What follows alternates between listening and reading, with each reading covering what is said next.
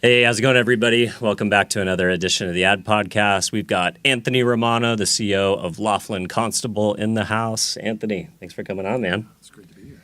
So tell us a little bit about yourself. Tell us about the shop and how's Can been going for you so far? About great. the halfway point, right? Something like that. Great. Where would you like me to start? You want me to go way Yeah, back? yeah. Why don't you give me a little bit of background and then when Sure. did you start your agency? Sure. Well, let's see. So I'll go all the way back if you want me to. From the East Coast, born and raised in northern New Jersey. Nice. Went to college just right across the river, NYU. Cool. And played basketball there. Nice. I couldn't tell. Yeah. But grew up going to art schools my whole life. No way. Interestingly, Okay. yeah. When I got to NYU, I was in their studio art program. Right. And maybe the first basketball player to ever study studio Well, art that's pretty in the history of cool. NYU. But did that, and first semester, a little bit of shock in terms of just what it was all about. Yeah. But I think Were you doing a lot of graphic design, or you were doing fabrication stuff I wish, too? I Okay. wish, and that's sort of it was studio art. So it's Okay. all the sort of mediums except graphic Got and it. visual and digital Yep. at the time, Mhm. and also didn't have much guidance in terms of just what creative fields Yeah. are available to you and how creativity could come to life in a career outside Yeah. of just putting art out in the world. Sure. And Yeah. so, of course, like most artists, you either leap into it or Yeah. you get fearful and say, I can't live that life. Yeah, I can't make money. And Yeah. I Get imposter syndrome. That's it. Yeah. And so it's you make a decision. And so I shifted gears sophomore year, went into the business school, studied marketing, communications, advertising, the next most creatively inspired and driven field. Yep. Always, of course, had just a general interest as a growing up as a consumer, but so that was just a natural extension. for Yeah, I me. can It imagine. kinda- Kinda yeah, and Allowed you and to flex those creative chops, but do it in a way to make money Yeah. and have a career that had a linear path and a way to, Exactly. achieve an outcome. Exactly, and had I had some guidance to say, hey, there's actually a slew of jobs that are available to you in that field, I might have actually gone on to be a CCO instead of a CEO. Yeah. There are many days where my CCOs actually wish I wasn't a closet CCO. But it is one of those things, like when you grow up with sort of a design perspective Yeah. and a creative And a perspective passion. and a passion for it and doing art your whole Yeah. life. It just You've got a point of view. but it actually wound up being incredibly beneficial throughout my career. Mhm. And so, the point is, like, I've sort of flipped to marketing. And then the funny thing about it is, like, my entree into marketing, my first job out of school, was through an organization called the Direct Marketing Educational Foundation. So kind Interesting. of like the AEF, Okay, if you know nice. the Yeah. AEF. Yeah, familiar. I have not as much as I'm familiar with like ANA and like IAB and 4As, but I've heard of AEF. Yeah. I mean, it's a little bit like that, but it was direct marketing at Okay, the time, nice. pre-digital Yep. era, of course, pre-internet, pre-e-commerce, So like pre all that. mail or stuff like Exactly. that. Yeah, direct marketing, response. direct Yeah. response, direct mail, direct response TV, all of that. So the DMEF essentially runs this internship program, and they filter it through the schools, and NYU had a posting Nice. for a small company called it was called Columbia House. And it's the Oh, music yeah, clubs. I If you remember. that? Yeah, Do the you remember post. that? Well, of You are course, yeah. So definitely- you get definitely showing your age. you get the because- postcard, and then you say, "Yes, I want these 10 CDs," and then they come in the mail, and you're like, "Oh, great! I don't have to pay these guys. That's I've got exactly 10 free right. CDs." Every 12-year-old, 13-year-old boy who Yeah. bought his first Nirvana CD Exactly. without his parents knowing, and just by filling out a postcard and returning it to the mail, that was definitely me. So No, it was a killer business model. I mean, bet, because yeah. it was like I said, pre-Spotify, pre-iTunes. You bought your music either at Tower Records or the music there was clubs. a lot of magazine syndication was done through that, if I remember Yep. correctly. So Yeah. I actually entered the business at Columbia House, got to know those folks, worked in both the video club and the music club, but on the loyalty side, not on that, like, what you just described, Yeah. which is Mhm. the sort of BRCs and the Yeah, magazines. yeah, It was yeah. much more once we have you in. Right. Then do how do we keep you which and is get you to like- continue to order? Which is one of the most challenging things in the world because it was a Right. churn model. Yeah. So, grabbed onto the ankles of a few people who left there to go to their main competitor, BMG Music Yep. Service. At BMG was huge at the time, so went to work. That was my first job out of school, BMG. Worked in loyalty marketing, did that for about 5 years. But it was an in-house agency model. So that was where I first got my eyes open to the way in-house data drives the strategy decisions, the strategy team briefs creatives, and we produce all of our own work. So we didn't use agencies. Wow. So yeah. that was, but I fell in love with. That's kind of early to that trend, I would imagine. Yeah. Huh? So like in-housing of just a creative operation. I mean, our CEO was from Wonderman. Yep. We had people from all the credit card companies and from various agencies like Rob Collins and all the sort of early day sort of direct response agencies. So I got to work with agency people in an in-house agency environment. Yeah, working on one client all the time. Yeah, and still being fully naive to what just the agency world looked like. And so, following that, I moved to Minneapolis. My wife's from Minnesota. Let me guess, Fallon? We met at NYU.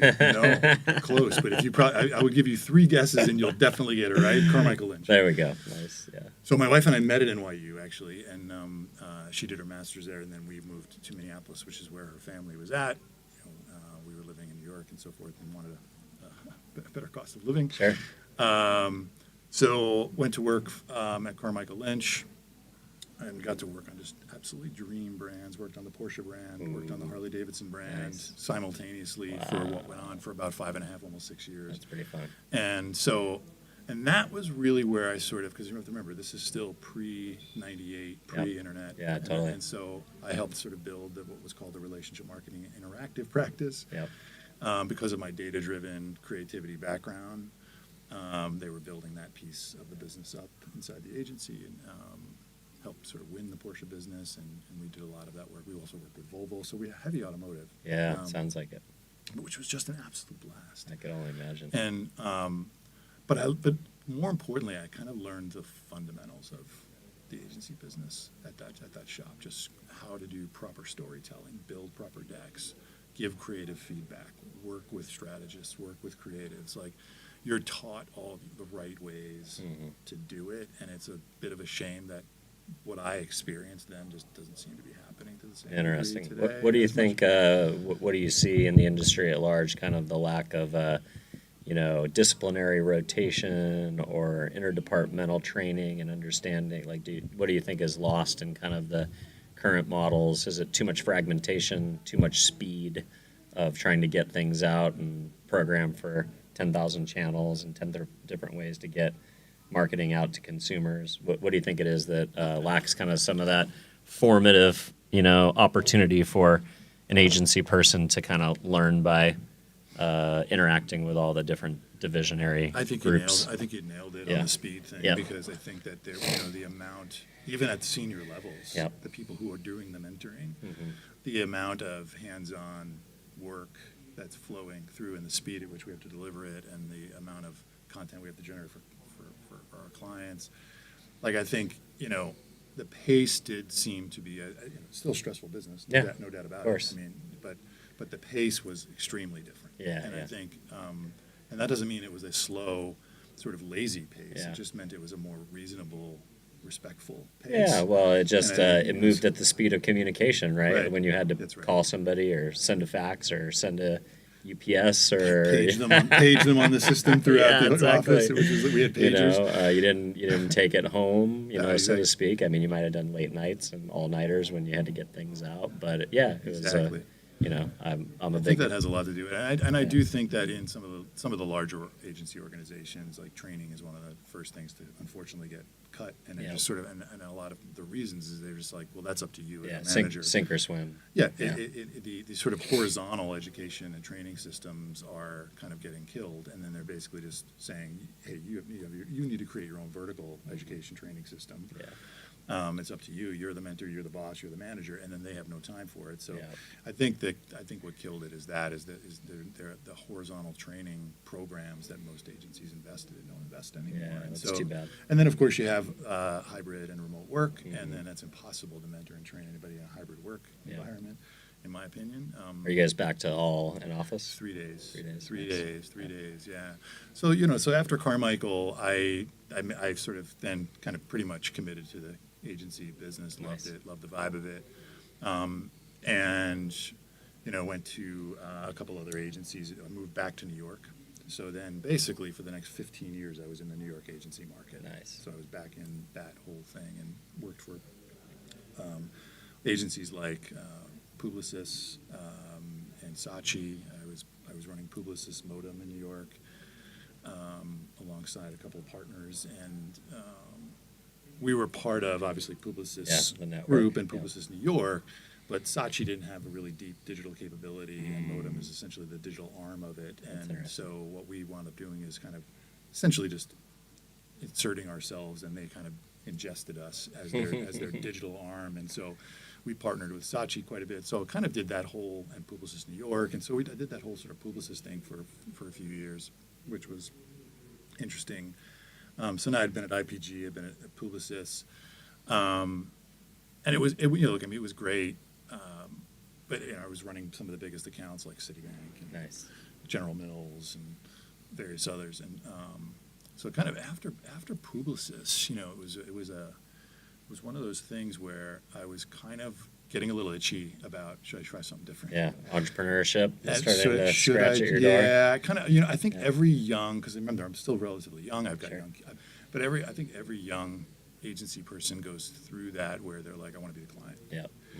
And I went through that right after Publicis. And so I did some exploration. I worked for Ralph Lauren for a couple of years, running his in-house in-house agency operations, That's supporting cool. all the different divisions of Ralph Lauren. Yeah. Did that for a couple of years. I worked at Gap in their brand innovation space, but then they wound up closing our division and closing the brands we were starting because they were the first to get cut during a time when Gap wasn't doing well. But it kind of both. Interestingly, I went there to sort of become the client, and both were operating again. Yeah, as an agency. As in-house agencies. And so, but it was interesting to experience, again, the agency model outside of sort of that one level down from the food chain, because you're right, you still are servicing clients per se, but you're part of the same organization, and so that does eliminate a little bit of that stigma and friction and stuff. So I think, so then I just said, okay, this is not for me. I now, it's sort of, you have to go there to know what is right for you. And then I realized I'm wired for this business. I'm wired to be an agency guy. Yeah, well, agencies, I think, client side seems appealing just for the reasons that it always seems appealing. Make decisions, quality of life, I don't know, the things that you think look glorious or glamorous from the other side. Yeah. And then you realize you got to deal with politics and working on one brand, the same problem time after time after time.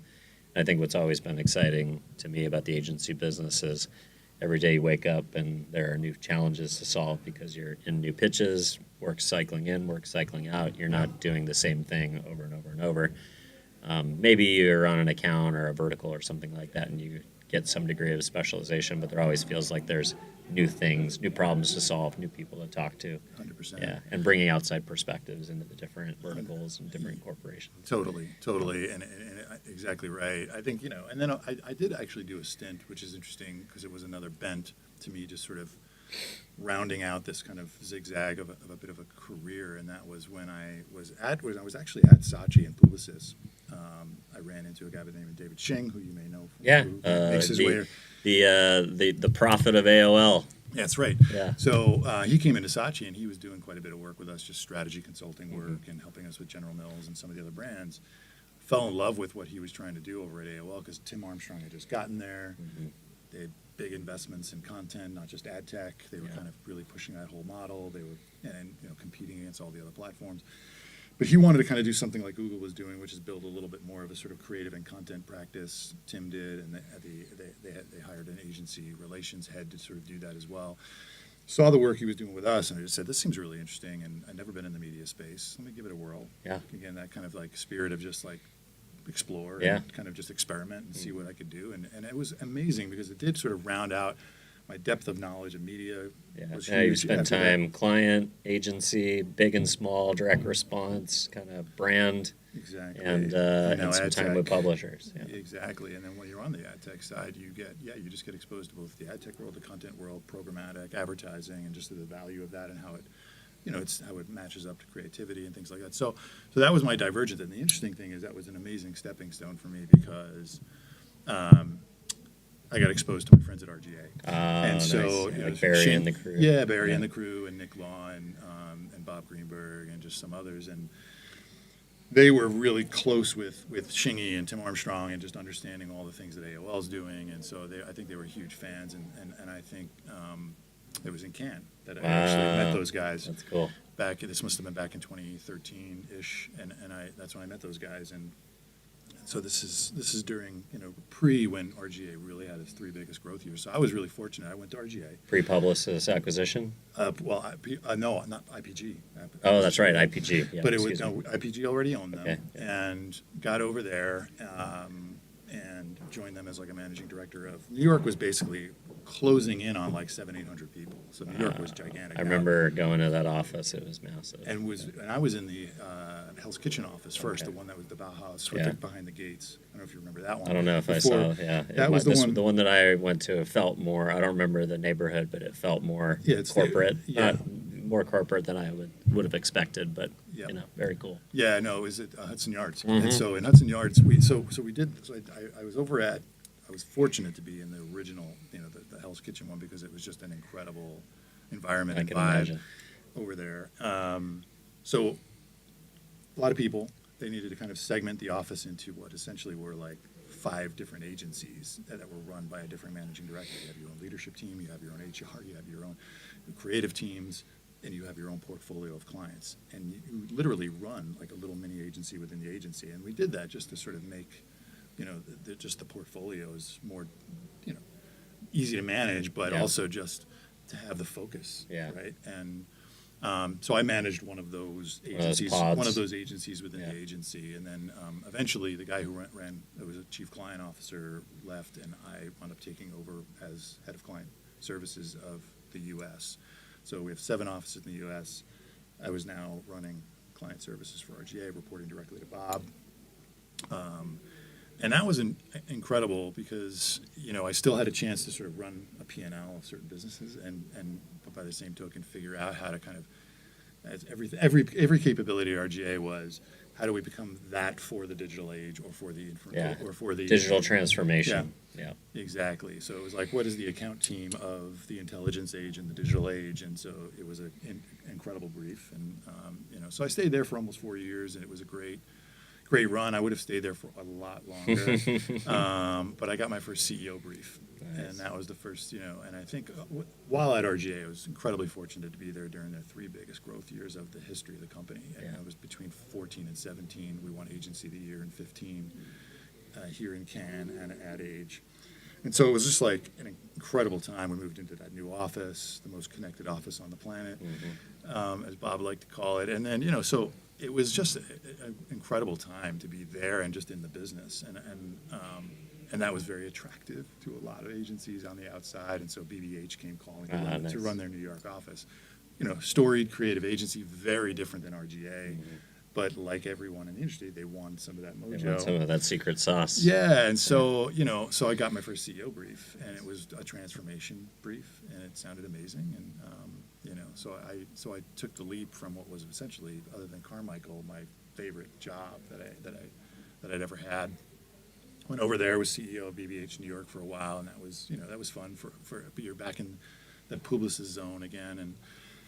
And, so did that for a bit. I always sort of say, like, your first CEO job is your biggest disaster CEO job.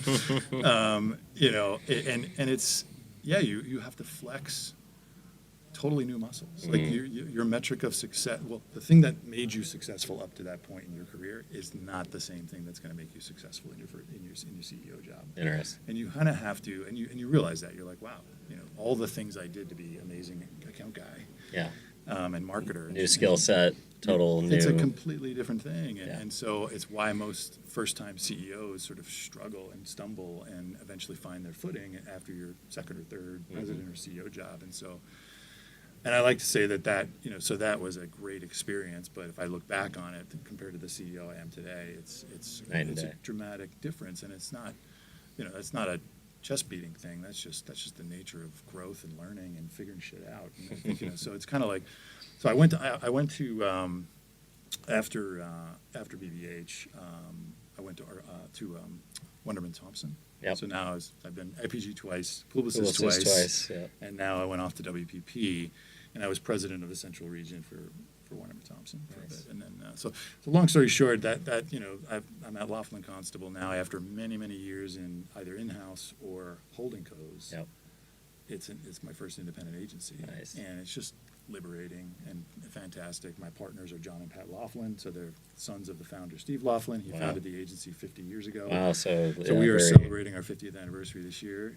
He started it in 1976 with his that's pretty partner, cool. John Constable, and they were former Kramer Brasselt in Milwaukee, and they Yep. opened the agency. So here we are 50 years later. John and Pat are my co-CCOs, partners, and I'm a non-family CEO, but in a family business. Yeah. And, you know, and we're a small independent agency. We've been doing great shit since I've been there. I've been there 4 years now. Yeah, I was familiar with the brand, but I wasn't super familiar with the backstory. Yeah. So Yeah, so it's been good. I mean, you know, a couple of years ago, we won Ad Age Small Agency of the Year. Oh, We, you congrats. know, and we've been, you know, we had a few things submitted here, but we didn't shortlist. But that's Didn't make okay, it this man. year. You know, That's it's all right. okay. It's the first time the agency in 50 years has submitted to Cannes. Wow. So you know, so we're chipping away. We're trying to do some cool things, and won a ton of business over the last 3 years, and growing like crazy year over year. So things are really good. I mean, it's been great. So that's kind Yeah, of that's what a lot of people are saying it's the year of the indie. We'll it's see. the year of the indie. Look, and the interesting thing, just to sort of answer your final question about like what, you know, who are you and what does the agency do? I mean, we are a full service shop that has obviously full service creative, but we have in-house media planning and buying. We have a CX practice, UX UI, and content strategy and so forth. We have PR.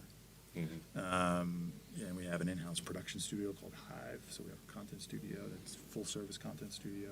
So I mean, for a 135, 140 person shop, like small by the industry standard, to be that versatile and still be able to have no layers, no bureaucracy, no holding company, and have all the agility and creativity we need to have. Like, you can be independent, but independent and full service is That's hard. really tricky, and it's my everyday challenge, and it's also our secret sauce. So it's Yeah. kind of the interesting juxtaposition of, you know, huge opportunity and kind of our thing that makes us special, but also really, really hard work. I bet.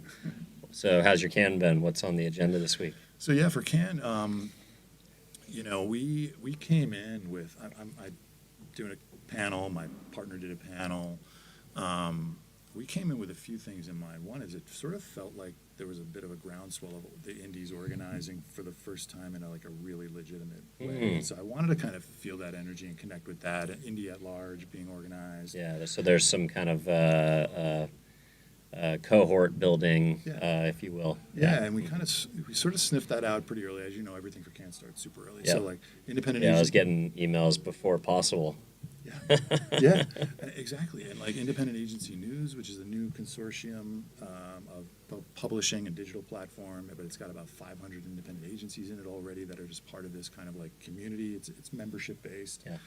And so I'm part of the 4A's independent boards that I'm on. Like, and so I think, long story short, is I guess I came here to sort of like feel and be part of that energy, Be that part of the and community. sort of like feed off each other. And Yeah. and Get ideas, get to know talk each through other. problems. Totally, you know. totally. Yeah. And then, of course, you know, everybody's here for the creative inspiration. It's Totally. sort of like a cliche answer, but it is just seeing the best work in the world, walking the floor with my partners, getting immersed in what the best work in the world looks like, and kind of talking about it and debating it. And I think that's great. And then there's just, you know, look, I mean, there are great sessions and speakers here, but at the end of the day, Anything stand out so far that you're going to bring back to the teams? You know, it's funny. I heard my friend David Ching say the other day, and I might have been on one of his like, and maybe his Substack or something, Sure. but he's just like, he hit on something exactly right, which is just the best talks are the ones you have in the street, and then when you go to the bar, I and like the that. cafe.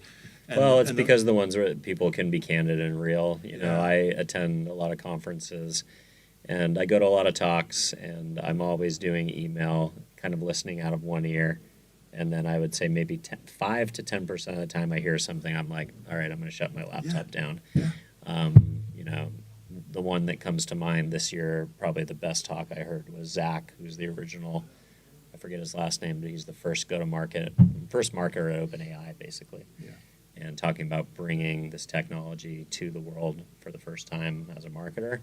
But I think what was more poignant about his talk was two things. One is that he really challenged the advertising industry to tell uplifting stories about AI, because there's a lot of, posturing from the frontier labs around how displaceful or disruptive their technology is going to be, and that is creating a lot of fear in the world. But I think really at the end of the day, that's hype. It's to justify their valuations more than it is to justify their valuations and egos more than it is like, okay, so you're going to get rid of half the consumers. Like, if there's no consumers, why will any of these companies buy your product, right? So it's like, That's a good one. I think it's going to be, there's going to be great acceleration, great change, great opportunity, great unlocks, but I think it will be gradual versus like in 5 years, robots will be doing everything and AI will be doing everything. But I think the thing that was more important that he talked about from a brand perspective is the idea of agentic shopping and agentic commerce. Yeah. The idea that in your refrigerator, in your cabinet, in your medicine chest, in your pantry are a bunch of items, and really there's only 6 of them that you care about what brand it is. Yeah. And if Alexa or name your agentic agent that you build out for yourself, when the first transactions that we will as consumers feel comfortable making through agentic commerce will be commodities. If I don't care what soap arrives at my house, if I don't care what flavor, if I don't care if it's Coke or Pepsi, which most people do, but I don't care what milk it is, as long as it's organic and whole, or I don't care what creamer I have in the refrigerator as long as it's So when things just start showing up on our doorstep because the smart refrigerator realizes it's low, or the agent knows my buying habits, that's going to be a tough part for brands, because they're going to be marketing to robots, not humans anymore. Yeah, no, And it's brand is going to go out the brand is not going to be as important in a world where people buy commodities because of brand, whether they think they do or not. Their Pavlovian response, they see Old Spice on the shelf and they remember that funny commercial and they like the way it smells, and you reach for it whether you think your purchase decision was influenced by marketing or advertising. It was. So. Yeah. You're talking all about websites. Yeah. And that websites won't exist in the future.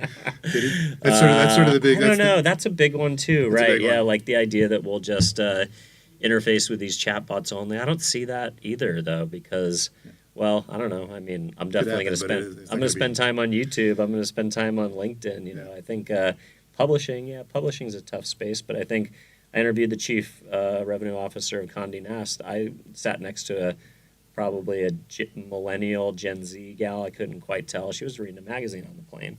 A lot of people. There's a lot of digital detox kind of like trend towards analog too. People are sick of digital, and they want to experience tangible things as well. No, so that sounds like a really good one. I wish I had caught that one. I did not catch that one. But I mean, like, it's one area that we have not been delving into too much as an agency. Is the it's still very early. Agentic honestly. commerce. Yeah, and just I don't think anybody is yet. It's one of those things where last year everybody was talking about AI. This year at Shop Talk it was all about agentic commerce. I don't think it'll be till next year where you'll see real applications. Specialization shops like I've seen some like former friends of mine who used to be like who built digital UX shops that were specializing in Spotify, building unique and personalized Shopify platforms. Those guys are leveraging that and basically creating the first sort of agentic experiences. And so they're bleeding edge specialized in that world. Yeah, they're super specialized. I mean, our AI strategy has been much more obviously internally focused. We haven't really done much in the way of client yet. We've done some, certainly advising, and it influences the work we do for clients, but it hasn't been us out shopping a product to clients. But about a year and a half ago, we were super frustrated with just the LLMs at the time. Now, naturally, they've evolved quite a bit, but just frustrated that they're just not made for the way agencies work. No. They're not made to sort of be operable across teams, across different people building different, components of intelligence. And so that frustration kind of led us to say, well, what if we were to just kind of build our own thing? Cool. If we were to build our own thing, what would it be? And so it's kind of like, so we set out, I won't bore you with the full year and a half of just sort of development and sprints and kind of like, but we took equity stake and partnership with an AI startup called Universal Agents.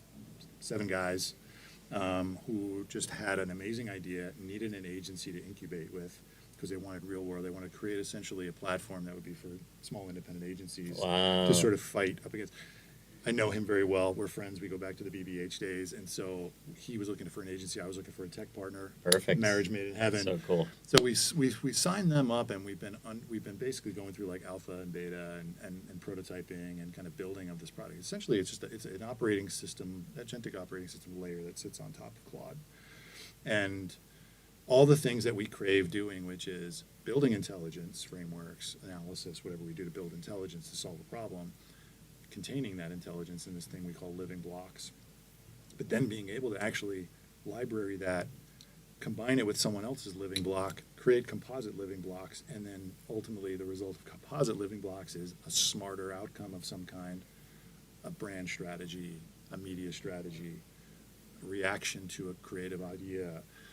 Those are all potential living blocks. And so it becomes basically this like system of just organizing our own intelligence, which, by the way, now we own. Yeah, it's proprietary. Right. So if Anthropic goes under, we could always we retain all that intelligence. If you're only building containers of intelligence inside, first of all, they evaporate because they just go nowhere. And that was the frustration as we go through this. And I build intelligence, you build intelligence. I can't share it with you easily, and nor can we actually collaborate on it. Yeah, there's no archive, nothing. if you will. Yeah. And even Claude Cowork, which is a great step in that direction, and Claude Code has aspects to what you can build to try to do something like that. They're still relatively inconvenient. They're kind of siloed at the user level. Yeah. So so we are building something specifically professional services, and we're going to license it out to any small agency who wants it. I'm not going to picket fence it for ourselves. That's great. It's called Interplay, and so that's been our AI focus. Is just and it's interesting because I was just talking on this panel this morning about how like the shift in that time. We doubled down on this idea of getting upstream and having it affect the operating system connection points of our agency, because that was the frustration with LLMs. But at that time, everybody, this industry was obsessed with the making part of AI. Like, where's production going? Where's content creation going? Yeah. We have to race to be the first to do an AI spot that still looks human. It's kind of just the traditional chase for the shiny object to be first. Yeah. Yep. And then the big goal was like, let's get something out there that no one can tell it's AI. That's the success, and every client wanted to dabble with it and experiment with it. And every client was giving you the brief to say, show me how you can create this $1 million spot for $50,000 and $75,000. So agencies were like wanting to experiment. Well, not only that, it's like you're signing your own death warrant too at the same time. It's like, show me that you can, it's like, okay, well, now that's the expectation. And that's the expectation. So you're extracting, you're basically just, you're diminishing all the value of what it takes to actually still do good work. Yeah. And so anyway, that's, we have not been as focused on let's create all the fancy the generative production capabilities. Sort of you're thinking about operation creative processing and strategy process and sort of connecting dots across it's essentially invest in building your agency brain, right? Because that's the most important thing that most people aren't really investing the time and energy into. We have a playbook for how you should do that, so we can help other agencies do it in the right way, where it's like a truly robust brain. Because then basically everybody's using the same LLMs, and I had somebody, a fractional CMO, I had lunch with the other day. She's like, I was running a pitch for a client, and she's like, 5 agencies were invited, went through a 3-week sprint strategy process. 5 agencies came back with essentially, give or take, the same strategy. She's like, client canceled the pitch. I was out of a search job. And she's like, and it was one of those moments where she's like, oh my God, it's real. Like it's actually. Like it's basically creating hive mind. Yeah, it's creating hive mind, because the starting point for everyone is the brief. It is the brief. And if the brief goes into the LLMs, and they're all trained on the same data, it's a race to the middle. Yeah. And so if you really build out your robust brain, and I don't mean throwing a couple documents, your mission, your values into it, and a couple case studies. I mean like literally like multiplayer. So scraping from across the thought leaders of your agency, drawing from a history of documentation of what makes you a great agency, what doesn't, and really just going through kind of a prompting process with our thought leaders too. Like, you build a system that actually prompts them to feed the brain. And so we actually did, over multiple sprints, month long. Like we invested in that, and now every brief starts from 80%, not 0%. I love it. Because you're ahead, and I think so. I go into this level of detail because I feel like that's like the one thing that is getting so overlooked. Yeah, it's really smart. And I haven't you're heard thinking much about it. Yeah, you're thinking about AI in the context of like how do agencies actually work and what are the tools that they need, but also having a defensible, like at the end of the day, your agency's secret skill has always been their stats, their hardware, what do they have on the wall, their resumes, and their thinking. And if you can productize that, if your AI can be unique to you because of the inputs of the people that make up the agency, both living and dead, I think that's a pretty interesting way to think about it. Like Ogilvy should have David Ogilvy's book in there, and Bill Birnbaum. Well, DDB's gone now, but yeah, I think that's pretty interesting. Yeah, no, it's been fun, and so it'll be interesting to see. So the stage we're at right now is we're just sort of recruiting alpha beta partners, other agencies to come in and just bang the shit out of it and just pressure test it with us, and just kind of like really, because it's one thing to have just one agency's use cases funneling through it. It's another to have 5, 6, 7 different agencies with different sort of approaches to brand strategy, different approaches to media strategy. And that's just going to help us shape a better product for professional services. So we're kind of in the middle of that where we're just sort of like recruiting alphas. Very cool. Yeah, so that's it. Awesome, man. Well, great to chat with you a little bit. Appreciate you spending some time with us today. If folks at home want to connect with you or connect with the agency, where would you like to send them to stay in touch with your thought leadership, look at work? Yeah, well, they can go to our website at laughlin.com, or they could reach out to to me or our chief growth officer. I'm on LinkedIn, Anthony Romano, and my chief growth officer, Paul Brienza, manages all of our new business and any incoming partnerships and things like that. Paul Brienza is on LinkedIn as well. So yeah, that's who to get. Amazing. Thanks for your time. It's great seeing you. Cheers. Man. Bye-bye. Yeah, thanks. On YouTube, finding the right audience to build a media plan requires hours of research. And optimizing campaigns is time-consuming and a bit of a guessing game.